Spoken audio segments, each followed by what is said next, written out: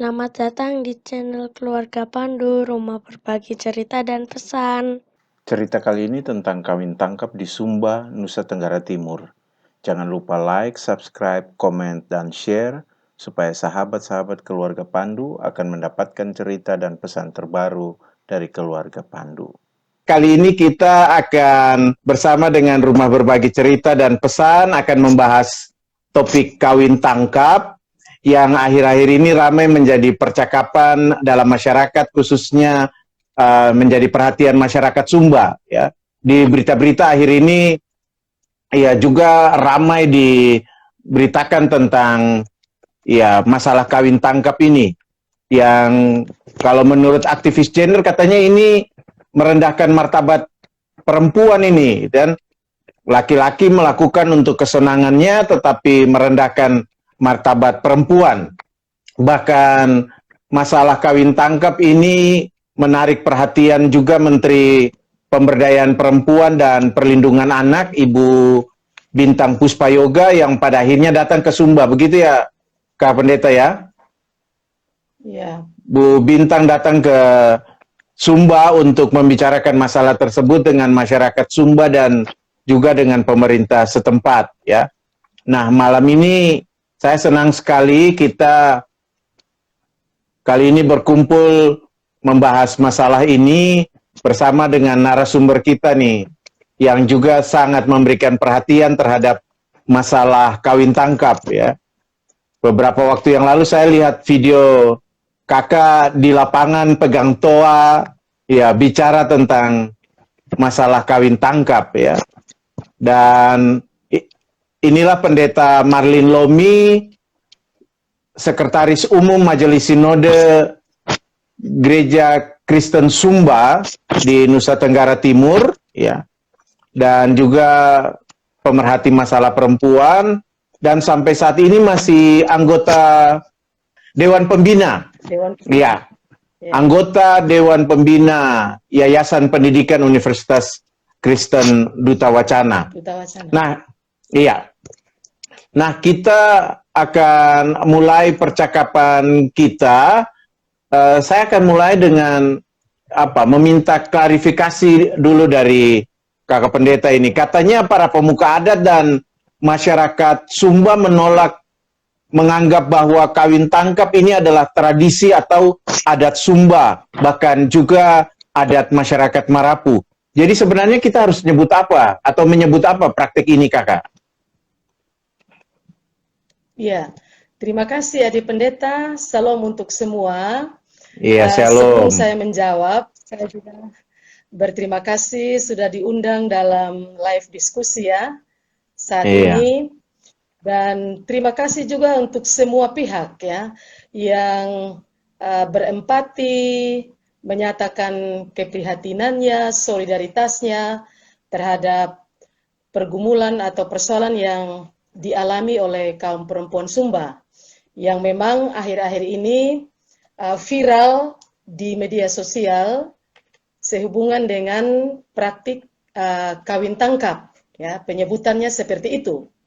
Iya. Nah, namun memang dalam beberapa pertemuan pada tanggal 30 Juni, Sinode Gereja Kristen Sumba memediasi pertemuan dengan pemerintah Kabupaten Sumba Tengah, tokoh adat, LSM pemerhati perempuan, ya, terus kemudian Komisi Perempuan, melaksanakan diskusi terbuka, membicarakan masalah ini.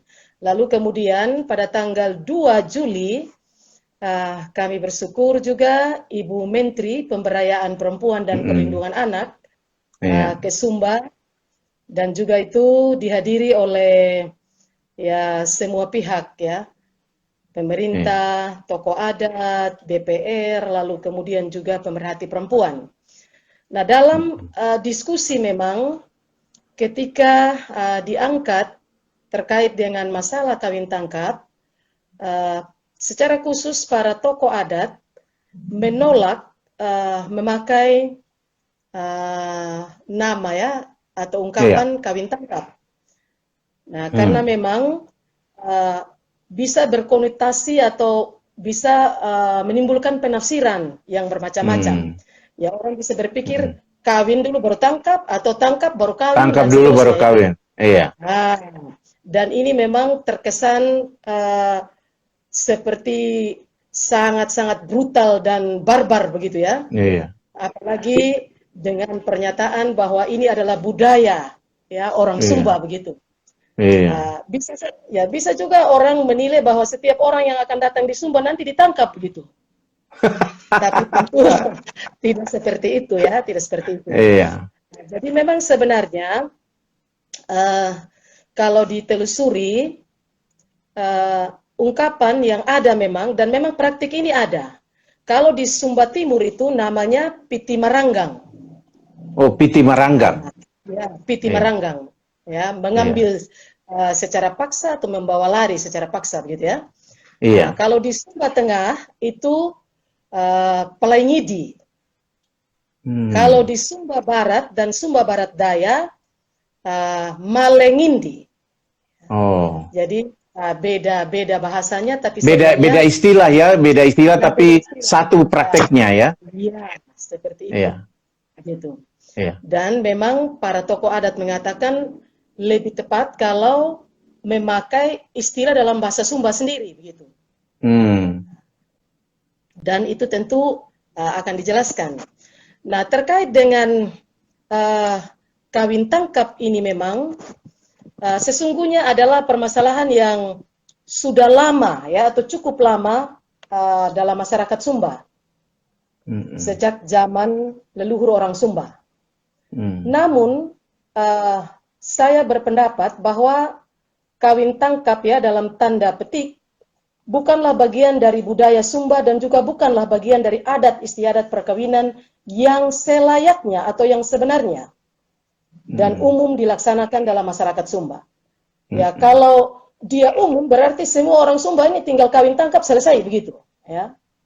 Tapi kakak dulu enggak kawin tangkap gitu ya? Ya, tidaklah, tidak. Tapi saya adalah perempuan Sumba yang juga diurus secara adat Sumba ya dan dibelis begitu. Iya. Jadi saya juga paham begitu. Iya. Nah, kawin tangkap lebih tepat disebut deviasi atau penyimpangan dari adat istiadat orang Sumba dan terjadi secara kasuistik di beberapa tempat dan dengan berbagai alasan masing-masing. Nah, kawin tangkap juga merupakan jalan pintas yang dilakukan oleh seorang laki-laki bersama keluarga terhadap seorang perempuan untuk menjadi istrinya. Dan secara budaya Sumba, hal tersebut dapat disebut sebagai sebuah kesalahan atau pelanggaran. Nah, namun kawin tangkap tersebut adalah sebuah penyimpangan, kesalahan, dan pelanggaran sehingga laki-laki ketika melakukannya itu ya tidak dengan begitu saja, tapi dia akan terkena denda adat begitu ya. Jadi tidak mudah. Menarik judul yang disampaikan semudah itu kah? Ternyata memang tidak semudah yang dibayangkan. Begitu. Tapi kakak pertanyaan dulu sebelum kakak lanjut. Iya. Nah, tadi dikatakan bahwa ini jalan pintas. Nah, apakah jalan pintas untuk membebaskan orang dari belis atau bagaimana ini kakak? Maksudnya jalan pintas supaya ndak susah-susah harus ngelamar orang atau jalan pintas dari mana nih kakak? Ya, sebenarnya kalau mau bilang jalan pintas untuk tidak membelis perempuan tidak. Artinya oknum atau orang tertentu ini melakukan tindakan seperti ini tidak melalui prosedur adat yang normal begitu. Oh, oke. Jadi dia tangkap, lalu kemudian setelah ditangkap ada di sini yang dilakukan ya. Biasanya mereka nanti kelompok yang menangkap itu akan menyimpan parangka atau mamuli ya sebagai tanda bahwa anak mereka ada yang bawa lari, dan kalau mereka sudah tahu ada yang disimpan seperti itu, mereka tidak perlu cari begitu. Nanti mereka akan datang sendiri ya, untuk menyampaikan bahwa anak mereka sudah dibawa lari. Jadi sebenarnya bukan untuk bebas. Bahkan kalau mau dilihat sebenarnya, justru mereka yang melakukan ini tidak sembarangan, ya. Karena tuntutan dan dendanya juga sangat besar. Jadi kalau mau dibilang juga dengan kata lain, orang yang berani melakukan ini adalah orang juga yang secara ekonomi mampu, begitu. Oh, oke. Malah secara ekonomi mampu ya. Iya.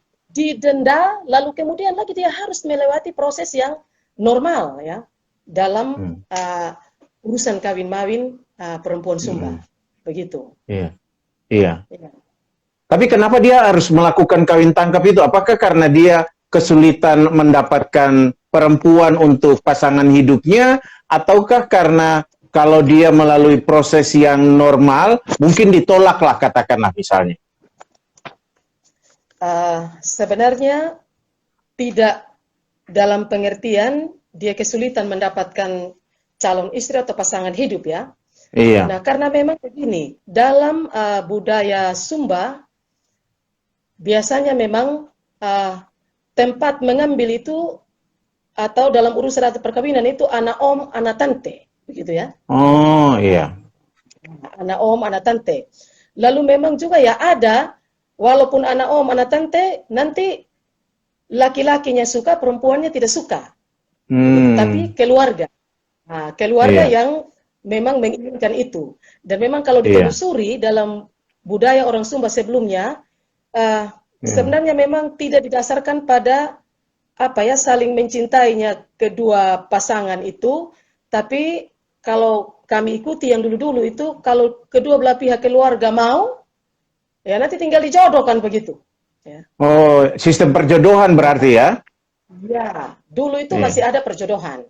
Ya memang sekarang sudah mulai berubah ya. Karena juga perempuan bersekolah ya, mengenyam pendidikan seperti itu. Iya. Oke. Nah, Kakak kalau begitu apa yang menjadi alasan? Jadi karena sudah dijodohkan tapi takut ditolak, lalu akhirnya ya dilakukan praktek ya istilahnya kawin tangkap begitu, dan itu artinya apakah keluarga perempuan juga di satu sisi setuju, tetapi juga mungkin di sisi lain tidak berharap hal semacam itu terjadi sebenarnya. Mungkin bisa dibicarakan baik-baik. Tapi kalau saya lihat yang di beberapa video yang ditayangkan lewat media-media itu juga, ya ada yang keluarga-keluarga yang protes juga. Nah, apakah ini yang tidak melalui proses yang kakak katakan ini model anak om dan tante itu? Ya, sebenarnya walaupun anak om dan anak tante, ada juga yang tidak setuju. Ya, ada juga yang tidak setuju. Tapi yang memang selama ini biasa terjadi, ketika sudah terjadi praktik itu, kemudian kedua belah pihak keluarga bertemu, membicarakannya, lalu kemudian upaya penyelesaiannya itu dilakukan secara adat, begitu. Dan itu dilaksanakan oleh kedua belah pihak keluarga. Iya. Itu yang terjadi. Iya. Nah, tapi yang menjadi pertanyaan, apa yang melatar belakangi mereka melakukan kawin tangkap itu, Kak? Yang paling utama yang membuat itu lalu akhirnya selalu berulang, gitu ya? Ya, memang sebenarnya kalau mau dibilang ini kan soal perilaku sebenarnya ya. Jadi bukan sesuatu yang memang bukan sesuatu yang sengaja diciptakan, disepakati lalu dilakukan. Tapi ini kasus yang terjadi. Nah, mengapa seolah-olah tidak ada urusan selanjutnya atau proses hukum misalnya gitu ya? Karena memang upaya yang dilakukan itu untuk menyelesaikan masalah ini itu dipakai dengan jalur adat, sehingga kadang-kadang pihak keamanan ya juga sepertinya tidak punya ruang untuk itu. Apalagi misalnya kalau kedua belah pihak keluarga ya mereka baik-baik saja, mengurus baik-baik, lalu kemudian anak itu setuju, tidak bisa berbuat apa-apa, seperti kasus yang kemarin, yang tanggal 16 Juni kalau tidak salah itu. Ya, saya ikuti juga dalam siaran televisi itu ketika Kapolres ditanya, ya ternyata bahwa tanggal 9 kemarin Juli itu sudah ada urusan adat, dan ketika ditanya kepada anak perempuan ini, kenapa waktu itu, waktu di Bopong itu menangis, apakah itu karena mengalami kekerasan? Beliau bilang, tidak, saya mengingat orang tua. Karena sedih meninggalkan orang tua. Begitu. Dan memang kasusnya ini anak om, anak tante memang. Anak om, anak tante. Kami juga dari Sinode, kami punya Women Crisis Center. Jadi kami sudah melakukan advokasi. Kami mengunjungi korban bersama pelaku dan keluarga. Nah, yang ditemukan di lapangan itu justru tidak ada seperti yang digambarkan, ya, bahwa dia disekap dan lain sebagainya, tidak ada seperti itu. Nah, yang jelas bahwa praktik atau cara mereka, ya, mengambil perempuan seperti itu, memang itu yang kita tidak setujui. Dengan tegas kita tolak, ya. Karena ya budaya orang Sumba, Adik Pendeta, adalah budaya yang juga sangat menjunjung tinggi harkat dan martabat perempuan. Bahkan di Sumba, ya, tokoh adat mengatakan kalau itu terjadi sebenarnya orang yang pergi bawa lari kalau yang seperti itu, dia harus pakai pakaian adat dan juga melakukannya dengan cara beretika. Tapi ya sekarang ini kan karena berbagai perubahan, orang tidak pikirkan lagi itu semua begitu. Iya, yang terakhir saya lihat misalnya ditangkap lalu dimasukin di mobil pick up begitu aja, orangnya berpakaian, ya, nggak ada pakaian adat apa dan sebagainya, bahkan dengan telanjang badan, perempuannya dimasukin, lalu kemudian dibawa. Jadi ya memang berarti di sini kita melihat bahwa di satu sisi ini dianggap, ya katakanlah sebuah masalah, tetapi karena semua bisa diselesaikan dengan proses adat yang membuat perempuannya juga pada akhirnya setuju, perempuan akhirnya menerima, keluarga juga ikut menerima, akhirnya praktek ini berjalan terus ya Kakak ya? Ya, begini Adik Pendeta, kalau dulu sebenarnya memang itu dianggap sebagai kewajaran karena dia apa ya, terjadi terus-menerus, lalu kemudian orang belum mengenal adanya HAM, ya, undang-undang juga perlindungan perempuan.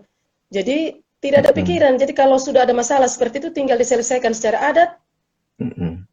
Kemudian selesai masalahnya begitu. Tapi sekarang tentunya kita tidak bisa apa ya, juga bersikap seperti itu.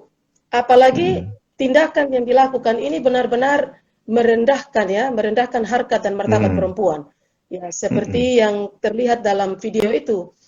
Kita juga sangat-sangat apa ya, prihatin dengan perilaku dan tindakan yang seperti itu. Begitu. Jadi memang yang jelas bahwa seperti yang saya sampaikan tadi dalam pertemuan kami dengan berbagai pihak itu, kita dengan tegas menolak tindakan seperti itu. Dan kalau itu adalah kriminal, ya, pidana, memang harus diproses. Ya, itulah perjuangan kita sebagai gereja. Gitu. Berarti apakah ada kemungkinan ke depan dengan perjuangan-perjuangan gerakan-gerakan yang menentang pola-pola pendekatan-pendekatan semacam ini, apakah ke depan juga berarti akan dimasukkan, katakanlah tidak hanya dalam tanda kutip pengadilan adat, tapi juga akan masuk juga pengadilan-pengadilan secara hukum yang ada di Indonesia begitu?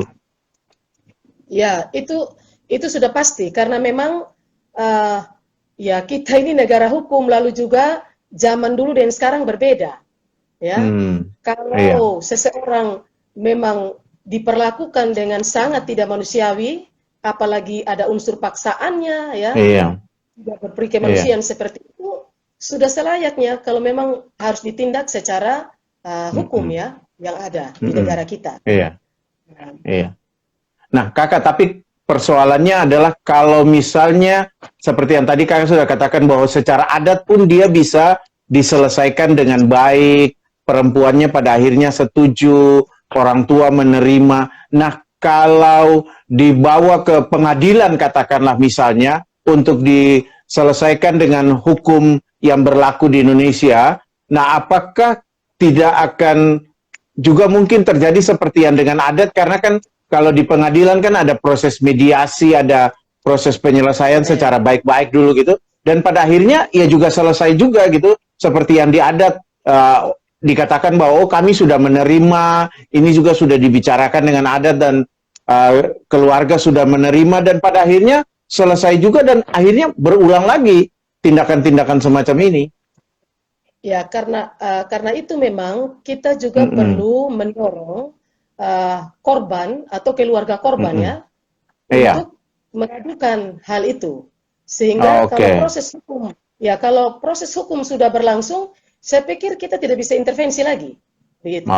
Ya, kalau secara kekeluargaan mereka mungkin ya mengupayakan perdamaian, pemulihan dan lain sebagainya, ya saya rasa kita juga perlu dengan kearifan menyikapi hal ini. Menghargai itu, iya, menghargai ya, iya. Saya pikir begitu. Tapi yang jelas bahwa kalau dia memang sudah masuk dalam tindakan kriminal, pidana, tidak bisa, harus diproses sudah. Iya. Jadi yang mau ditekankan di sini cara yang memperlihatkan semacam kriminalitas terhadap perempuan, kekerasan terhadap perempuan dengan cara menangkap perempuan semacam itu, begitu ya Kakak ya. Dan kalau dia sudah masuk ke dalam pengadilan, diharapkan bahwa proses ini dibiarkan berjalan supaya ini juga menjadi katakanlah semacam edukasi hukum bagi masyarakat, begitu kan? Ya, betul. Jadi kalau kita berharap ya mungkin ke depan kalau ada lagi kasus seperti itu dan memang ada pengaduannya secara resmi, diproses supaya juga ini menjadi efek jera ya.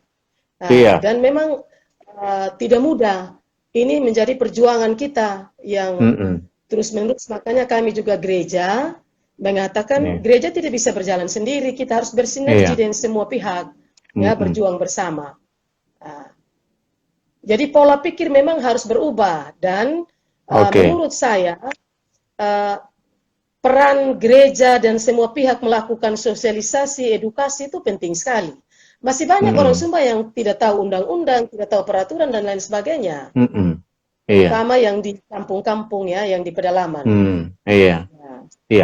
Nah, Kakak, pertanyaan saya, ini kan juga apakah ia terjadi, maksudnya di kalangan orang-orang Kristen atau dengan kata lain warga gereja, khususnya gereja Kristen Sumba juga ikut melakukan tindakan semacam ini. Nah, kalau itu terjadi, lalu bagaimana proses penyadaran bahkan mungkin sejak dulu sampai sekarang kepada warga gereja supaya jangan lagi mereka melakukan hal semacam itu, gitu. Ya, benar. Jadi ada juga yang adalah warga gereja Kristen Sumba, ya, yang melakukan atau yang menjadi pelaku.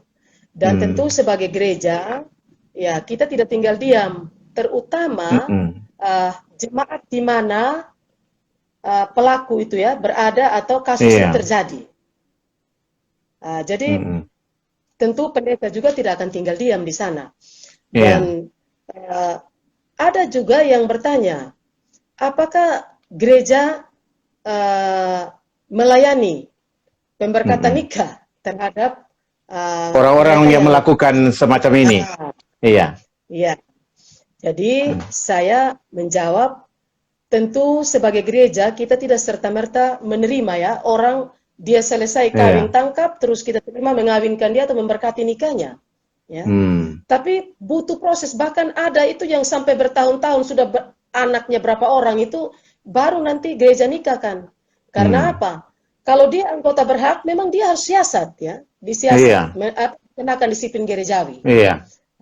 Lalu kemudian kita juga gereja harus juga mendampingi keluarga-keluarga ini dalam proses pemulihan ya, perdamaian dan lain sebagainya. Sehingga kalau sudah terjadi rekonsiliasi, ya sudah berdamai satu dengan yang lain, bahkan pasangan itu juga sudah saling menerima satu dengan yang lain, baru kita gereja melaksanakan itu, tapi juga dalam proses penggembalaan yang cukup panjang. Begitu. Iya, itu yang tadi saya mau tanya juga Kakak. Bagaimana katekisasi terhadap orang-orang semacam ini yang melakukan pasangan-pasangan semacam ini gitu? Ya, prinsipnya memang sebenarnya ya dalam pengajaran iman Kristen itu iman Kristen membentuk keluarga ini bukanlah hal yang mudah, tetapi juga prinsipnya kedua orang yang mau berumah tangga ini kan harus saling mencintai, saling mengasihi ya. Tapi kalau yang terjadi pada yang kasus kawin tangkap seperti ini memang ya perlu kita memang lakukan pembinaan dan gembalakan secara baik supaya ya pemberkatan yang dilakukan itu bukanlah sesuatu yang artinya karena terpaksa lalu tidak saling mencintai. Ya, seperti itu. Jadi memang katekisasi ini yang dilakukan ya tentu bukan hanya kepada kedua pasangan tapi juga biasanya dilakukan kepada keluarga ya, pembinaan-pembinaan, pendampingan-pendampingan kepada keluarga-keluarga, begitu. Nah, Kakak, bagaimana kalau itu terjadi di luar gereja? Artinya bukan, saya nggak tahu karena mungkin kan sekarang komunitas beragama di Sumba kan juga semakin beragam, gitu kan? Mungkin ada orang Sumba yang juga katakanlah bukan Kristen, gitu kan? Nah, kalau misalnya itu terjadi pada mereka, lalu bagaimana penyelesaiannya, Kakak? Kira-kira ada informasi tentang hal itu enggak? Iya, memang kalau yang belum gereja ya, yang saya tahu itu diselesaikan secara kekeluargaan sudah. Ya. Itu lebih banyak karena memang sejauh ini yang kami tahu belum ada memang yang diproses secara hukum atau yang dibawa kasusnya sampai ke pengadilan. Itu belum ada. Nah, begitu. Oke. Nah, yang menarik juga, saya ingin tahu, bagaimana pendapat laki-laki tentang hal ini, Kakak? Apakah laki-laki lebih banyak, karena kan ini pelakunya kan laki-laki nih, lebih banyak laki-laki setuju atau lebih banyak laki-laki yang juga melawan praktek-praktek semacam ini? Ya, saya yakin sekali ya di pendeta, sebagian besar laki-laki juga dan perempuan di Sumba ini tidak setuju, ya, sangat tidak setuju. Praktek yang seperti ini, ya, apalagi dengan memaksa ya, dan tentu kalau menurut kami ini ya tidak hanya penyimpangan tapi benar-benar merendahkan ya harkat dan martabat perempuan.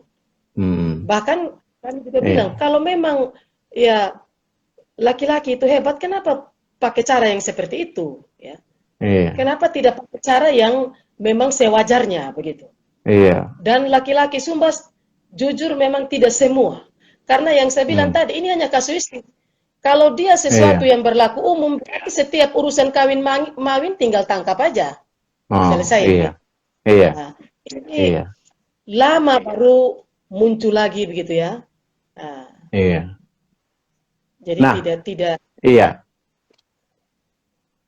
Nah, Kakak, kan katanya kadang-kadang kalau kita memperjuangkan sesuatu berkaitan dengan masalah-masalah seperti ini, kalau penyintas dilibatkan atau mereka yang pernah menjadi korban itu juga dilibatkan, itu akan lebih efektif dalam menyuarakan itu. Nah, apakah dalam gerakan-gerakan melawan praktek-praktek semacam ini ada orang-orang yang pernah juga dalam tanda kutip menjadi korban dari praktek kawin tangkap ini yang juga ikut terlibat untuk menyuarakan katakanlah penghentian aktivitas-aktivitas semacam ini?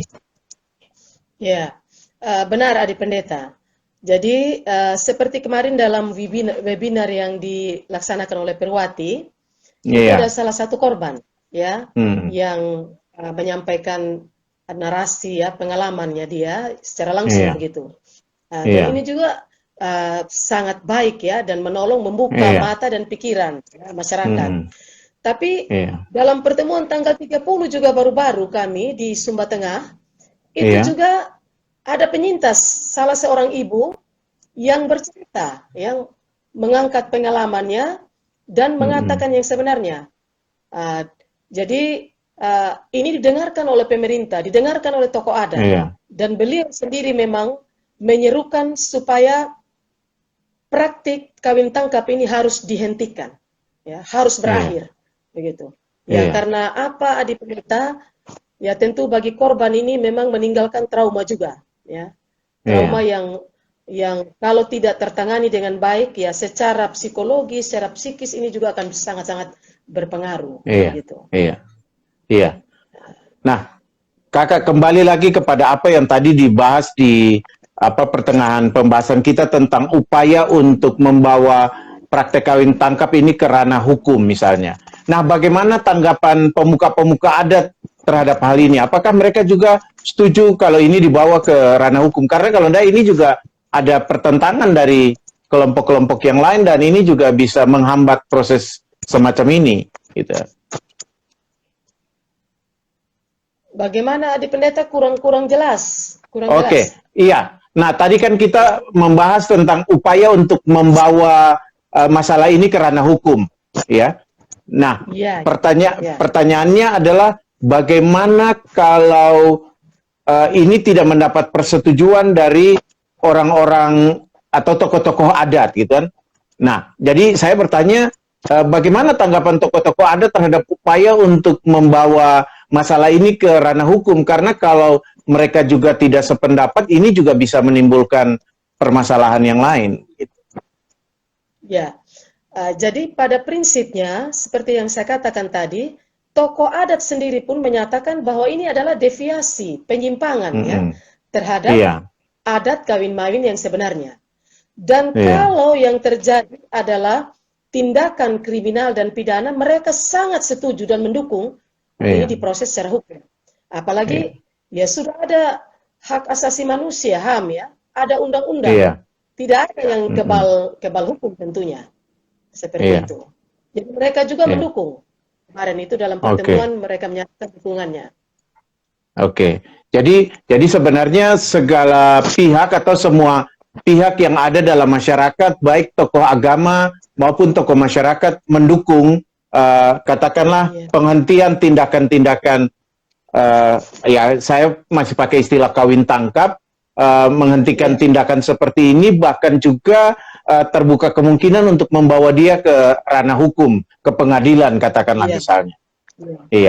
Nah itu apakah itu berarti bahwa sanksi itu kita sepakat atau katakanlah masyarakat sepakat bahwa sanksi itu bisa menjadi double, gitu kan? Sanksi adat, tapi juga sanksi hukum, begitu? Ya, sudah pasti kalau itu dihubungkan dengan adat dan dalam hubungan kekeluargaan, sudah pasti itu ada. Nah, tapi biasanya, atau kalau misalnya terjadi ya, itu di proses hukum, biasanya juga hubungan kekeluargaan itu sudah akan menjadi renggang, ya. Dan pasti ya akan timbul persoalan dalam hubungan kekeluargaan. Kayak dalam kasus-kasus yang lain juga ada yang memang tidak setuju, tidak jadi. Jadi pernah ada juga bahwa tidak setuju dan itu batal. Jadi tidak otomatis bahwa kalau sudah ditangkap lalu atau katakanlah anak perempuannya sudah diambil, itu otomatis lalu bisa kawin begitu. Setuju atau tidak setuju tetap bisa kawin gitu. Iya, jadi seperti itu kasus yang Rambu Keti itu yang webinar yang lalu itu. Iya. Itu kan yang bersangkutan memang tidak mau ya, tidak setuju. Iya. Pada akhirnya memang urusan adat kekeluargaan tidak dilanjutkan dan dia lebih memilih ya orang yang dia cintai begitu. Iya. Seperti itu. Jadi tidak bisa dipaksakan juga kalau misalnya memang ketika dia sudah dibawa ke rumah laki-laki lalu dia sendirinya tidak mau, yang pasti dia akan berontak, dia akan lari. Ada juga kasus seperti itu. Ya. Oke. Nah, tapi apakah mungkin juga keluarga perempuan datang dan menuntut dan mengambil begitu juga? Ya, bukan hanya dari anak perempuan yang menolak, tetapi keluarga perempuan bahkan mungkin sekalipun dalam relasi om tante tadi, tapi karena tidak setuju datang ambil anak perempuannya dan bawa pulang, gitu. Benar. Dan bahkan mereka melibatkan aparat keamanan juga, Oh. begitu. Tapi lalu Ya, ada bagaimana juga dengan seperti itu. iya, tapi lalu bagaimana dengan relasi keluarga? Karena kan ini masih om tante juga nih. Iya, Ya, itulah yang saya iya. bilang tadi, yang pasti dalam hubungan kekeluargaan ini akan menjadi renggang sudah, begitu ya. Iya, Nah, iya. ya, Nah, kecuali dalam iya. dalam tahap selanjutnya, kalau memang ada pemulihan, perdamaian walaupun tidak jadi, ya itu soal keluarga sudah, begitu. Oh, oke. Nah, Kakak, Ya, apakah dalam pengalaman pernah orang di luar yang yang saya maksud bukan orang asli Sumba tetapi melakukan hal semacam itu. Misalnya katakanlah bagaimana? kalau kalau saya kan bukan orang Sumba, tapi saya sudah hidup lama atau ya beberapa tahun di Sumba dan saya mempraktekkan hal semacam itu. Apakah juga pernah Ya, terjadi dan bagaimana ya, penyelesaiannya? ya. Kalau yang ini memang tidak pernah terjadi. Tadi juga sebenarnya Oh, saya mau oke. menyampaikan. Jadi, Iya. ini hanya terjadi pada kalangan orang Sumba. Dan Oh, oke. contoh kasus saja, contoh, misalnya di Sumba ada suku Sabu. Tidak pernah ada orang Sumba yang bawa lari perempuan Sabu. Ah, Ya. oke. Dan memang kebanyakan itu ada hubungan kekeluargaan. Mm-mm. Nah, ada Iya. hubungan kekeluargaan. Iya. Karena eh, tidak sembarang seperti yang saya bilang tadi ya, tidak sembarang orang bawa lari perempuan seperti itu, Hmm. begitu. Jadi Tapi tidak pernah tapi terjadi orang tapi luar mungkin berani juga melakukan. tapi mungkin juga kah orang misalnya orang Sabu yang ada di Sumba melakukan di antara sesama mereka? Belum pernah, belum Oh, pernah, tidak ada yang oh, berani itu, belum pernah. oh, oke. Jadi memang betul-betul terjadi hanya di kalangan orang Sumba ya? Di orang Iya, Sumba, ya, betul, iya. orang Sumba saja. Ya, Oke, iya. Saya pikir dimungkinkan juga untuk orang dari luar Sumba untuk melakukan hal itu kepada orang Sumba atau orang Sumba melakukannya kepada orang di luar katakanlah suku Sumba misalnya. ya tidak pernah itu, kecuali dengan orang Sumba. Oh, Ya, oke. Iya. ya, Iya, Kakak, sebenarnya sudah banyak sekali informasi yang diberikan dan saya sangat berterima kasih sekali untuk informasi-informasi yang diberikan ini karena ketika ini diposting juga ada banyak orang yang bertanya apa itu kawin tangkap gitu kan. Banyak yang ternyata juga ya, belum mengerti katakanlah praktek-praktek semacam ini dan saya berharap bahwa informasi yang Kakak Pendeta berikan malam ini itu akan menolong untuk kita semua semakin tahu. Nah, mungkin sebelum kita mengakhiri pembicaraan, percakapan kita ini, mungkin ada hal-hal yang Kakak mau tambahkan, mau sampaikan juga, terutama bagi katakanlah masyarakat Sumba, tapi juga mungkin kita yang ada di luar Indonesia, apa yang bisa kita katakanlah upayakan atau lakukan untuk membantu supaya ya praktek-praktek semacam ini bisa dikurangi atau bahkan kalau bisa dia tidak lagi terjadi orang kalau mau mendapatkan pasangan lebih elegan lah begitu dalam bersikap. Ya. iya.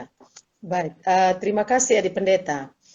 Yang pertama yang saya mau sampaikan kepada ya semua, baik yang ada Iya. di Sumba maupun di luar Sumba, supaya juga pemahaman tentang kawin tangkap ini ya tidak seperti yang dipahami sekarang yang viral ini seolah-olah kalau ke Sumba ini perempuan-perempuan hati-hati nanti ditangkap begitu ya.